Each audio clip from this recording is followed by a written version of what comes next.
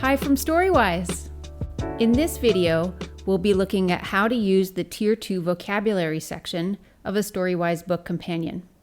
Today, we're using the vocabulary section from the book companion for Those Darn Squirrels by Adam Rubin. The vocabulary section facilitates previewing, emphasizing, and reinforcing Tier 2 vocabulary from the story so you can support students who have goals to increase their vocabulary knowledge.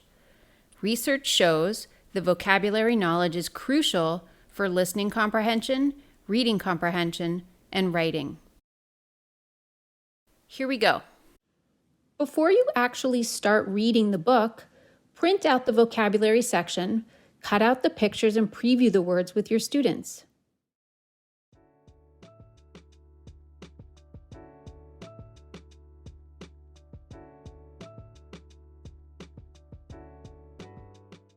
The pictures are there to support comprehension of the words, but you'll see that for words that represent concepts, the pictures can be more abstract and might require more explanation or examples. For example, students can get a pretty clear understanding of the meaning for words like clothesline and trapeze from the picture, but words like devise and vast are more abstract. I personally prefer pictures to wordy definitions, and my pet peeve is when I see Tier 2 vocabulary defined using other Tier 2 vocabulary words. For our language-impaired students, this can just make it harder. As you preview the words and pictures with your students, encourage them to classify the words into groups of, I know what it means, I've heard it, but I'm not sure what it means, or I don't know this word at all. This will show you which words need more reinforcement as you read the story.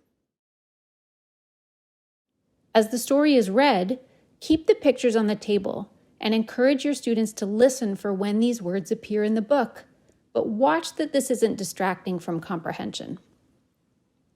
You can develop a signal that isn't too disruptive, like a knock on the table, when they notice a target word. When a word your student was unfamiliar with comes up in the story, take this opportunity to use context to deepen their understanding of that word. Encourage your students to use these words as they engage in discussion about the events of the book, especially as you work on the other sections and activities of the book companion. Finally, when everything else with the book is done, make vocabulary cards with all of the vocabulary words. See if your students can spell the words on their own. Thanks for watching.